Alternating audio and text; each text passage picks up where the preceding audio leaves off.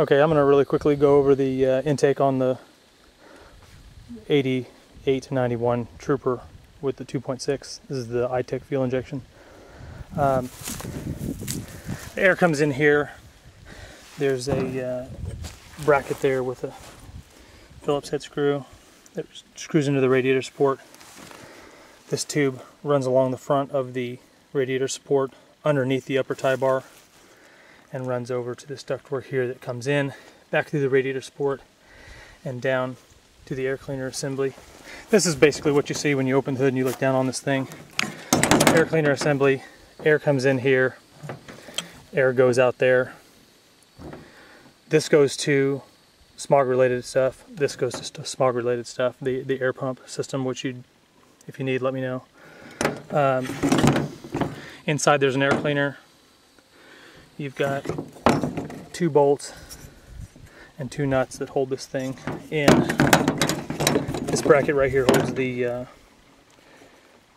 coolant overflow bottle, and these bolt through the left apron behind the left fender. Air comes out here into this tube here. This is the one that you see that runs up over the valve cover, and it's got a vacuum line that runs a thermal vacuum valve, and it's got this that runs over to the top of the valve cover. There's a bracket here that mounts this to the top of the valve cover. This is capped, and these all hold. This is your throttle cable, and then there's a vacuum line that runs over from the driver's side apron over to the intake plenum. This clamps onto your throttle, and that's about it. That should cover it. Again, it starts over here on the left side. It runs in and under the upper tie bar, back in here, behind the grill, back through the radiator support in there, comes back in here,